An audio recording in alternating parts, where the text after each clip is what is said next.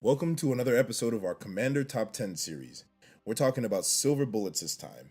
The feature cards were selected because of how utterly devastating they are for your opponents when resolved. Many of these cards were very versatile and usually auto-includes in most decks. To make sure you are keeping up with the latest content, be sure to hit that subscribe button below. And if you want to be a part of the society, you can join us over at the Elder Dragon Society page on Facebook.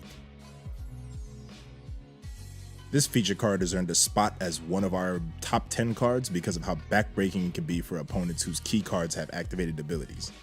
It can interact with pretty much everything: creatures, planeswalkers, and even lands. Many players are unprepared for dealing with this card. Resolving a turn 1 Pithing Needle is one of the strongest plays one can make in the format. I've selected commanders and had many players concede after realizing their playlines were shut off. Its main use is for targeting specific threats your opponents rely on, and it's one of the more versatile cards that gets better the more you use it. Even with limited information, selecting commonly used cards with the needle can hit multiple players with pinpoint accuracy. Hit them with that flavor text. But seriously though, this card is very useful. Pithing Needle's aggressive mana cost and precision have earned this card a home in most of my personal decks, and is definitely my favorite silver bullet.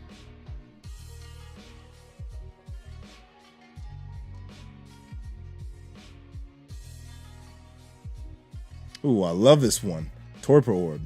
Enter the battlefield triggers or ETBs occur most commonly from creatures coming into play, so it only makes sense that this card is really useful.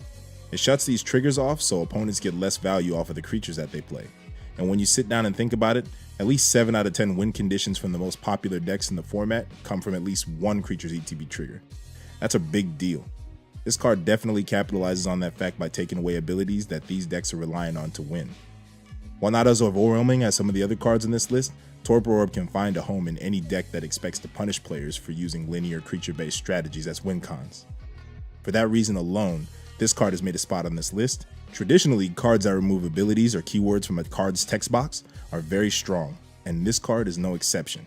In a lot of cases, a strong defense can compensate for a weak offense, and this card isn't widely played anymore, so putting this back in your deck provides you with an extra answer to some threats. We use this next one a lot, right, Chris? Yep, it's time to teach some people about Extract. Pretty much every deck in the entire format has a win condition. Many players don't realize how dependent their deck is on that win con until they lose it.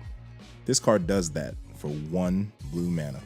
Being able to search your opponent's deck and take their one card that says, "I win the game," and remove it, is basically paying 1 blue mana to kill a player. I couldn't have said it any better myself. It's amazing how many players overlook effects like this. On top of being able to remove a threat, it's plenty useful to gather information about your opponent's strategies and playlines. So after you resolve it, poke around a bit and make note of your opponent's key cards. The most powerful combos really don't work when the card that nets them the card advantage is taken away. We're kind of beating a dead horse here, but there isn't much to say except play Extract if you're playing blue. Yep, 1 mana kill target player cards definitely make the cut, and there's no reason not to be playing this card. I kind of feel like I don't need to talk about this one, but Null Rod. You know what Null Rod doesn't do? Artifacts. I know I don't have to do this, but I'm going to try to fill this minute up talking about it anyway. It really is just so devastating that when it's resolved, 2/3 of the decks that play the artifacts regularly just get shut off. And shutting off fast mana and cutting off somebody's ability to play on curve just sucks. Being able to turn off mana abilities is a big deal, but also preventing most of the useful utility artifacts and equipments. I mean, I hate Null Rod, but I can't help but to fear and respect it.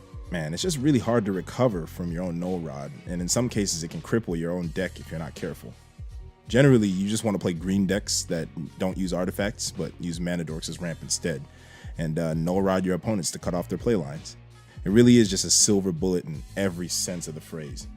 How are you still talking about Null Rod, dude? Move it along already.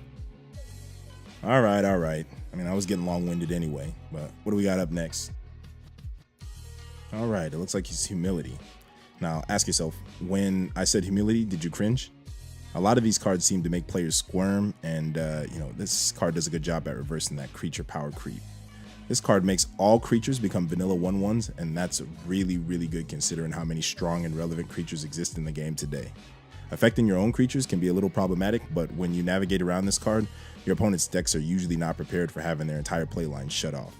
It's almost like that other card that we didn't want to talk about a minute ago. This card isn't as aggressive as Null Rod, but it does have its use when being cast. Sometimes it's good to just let your opponents overextend and then punish them by making sure that their creatures are impotent. Enter the battlefield triggers, high power and toughness, activated abilities, everything. It just goes away.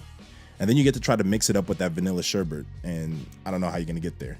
This card is still relevant enough today to make a large impact in decks that play white, and it's definitely still a strong card.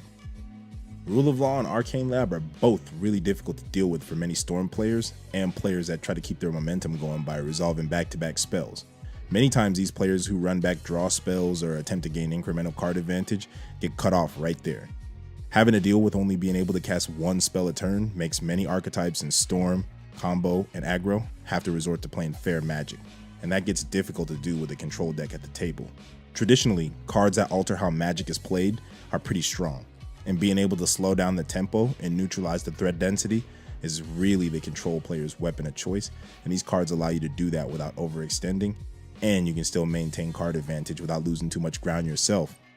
Many more oppressive strategies aim to do pretty much the same thing, such as like stacks and tax decks or prison decks, making playing the game similar to navigating a minefield. This, coupled with a control deck on the board, encourages really tight play, and this tends to be very difficult to overcome for many of the more competitive, fast decks in the format. Next up is Notion Thief. Drawing more cards than your opponents will win you the game, period. On the other side of the same coin, drawing less cards than your opponents will cause you to lose the game before too long. This card's main use is to steal that potential net card advantage away from your opponents. Removing many cards' ability to net cards is really detrimental to opponents, and giving you the ability to do that at instant speed is pretty good. Having a one-sided ability that puts you up on your opponents while netting their cards yourself is very potent and definitely shouldn't be underlooked. But sometimes the more powerful the card, the bigger the catch. You might want to be careful not to put yourself in a position where your draw trigger gets put on the stack too many times, because you might deck yourself. The trigger is not optional, and opponents will definitely try to use that against you. Despite that drawback of potentially losing the game, this card is very underrated in many metas, and in the color combination, it's a fine card against many decks whose aim is to try to outdraw you and go the distance. Many new creatures are being printed to counter some of the more broken effects in the game. One of them that was ahead of the curve is Aven Mindcensor. It takes away your ability to search your library effectively, which in a 100-card singleton format is a really big deal. Forcing your opponents to draw their answers instead of tutor them is a very powerful effect, and often this card is used as a tool to restrict your opponent's early game mana fixing by making fetch lands very bad. Often this card is used as a powerful tool to restrict opponents' early game mana fixing by making fetch lands very bad. It's likely that you might not have the correct land that you need in the top 4 cards of your library, making the fetch lands a catch-22. This becomes really relevant in the early game, and this card is really good at punishing players who are attempting to search for win cons in the tutor heavy decks, and it sits near the top of the most effective hate bear cards to play. I love this guy, and having the 2/1 flying body is nothing to turn down by your collar.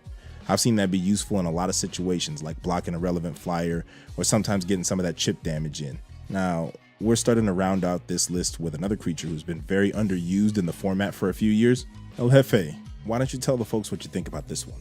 Containment Priest is like the Null Rod to many creature-based combo decks. Being able to stop many reanimation playlines or flickering powerful ETBs can be a really obnoxious way to cripple your opponents. Yeah, cheating creatures into play these days seems to be like the thing to do with many infinite loops or, efficient 2-mana creature combos like Tooth and Nail or Mike and Trike still being very effective win cons. This card stops them and at instant speed, so you can punish them after they attempt to resolve it. I also like the fact that it exiles the creature, and that's really relevant because it makes it really difficult to get them back. So, unless you're playing the very fringe cards that get your cards back that were removed from the game, you're probably not going to get the chance to replay them. While it stops most creature combos, it doesn't do anything against tokens, and you'll have to deal with those in another way. I really hope no one thought that I was going to end this list without talking about Graveyard Hate, Leyline of the Void, and Rest in Peace. Both are really good at stopping these broken and efficient graveyard-based strategies and play lines, and you can use these cards to punish players that like to play out of the grave. When players are setting up graveyard play lines, it's almost like having a second hand, so shutting off that kind of card advantage becomes a really high wall to scale. Most non-green and white decks have a hard time finding ways around this, as there isn't much enchantment removal in these colors. While not as directly as one-sided as Leyline of the Void, Rest in Peace has its own utility and can stand out on its own. Being able to remove graveyards from the game after resolution, as well as preventing tokens from going to the grave, makes some weird angles stop working, which is always nice. Many players are fearful of losing valuable pieces of strategy, and when these effects are active, players end up playing conservatively and off-tempo, and that gives decks that would play these cards some unique tools to fight against the meta. Looks like that's the list. We just want to thank you for joining us for another Command Line Top 10. Make sure you hit the subscribe button to be alerted when a new video drops. If you like videos like these and you want to support the channel, you can find all the information that you need in the description below.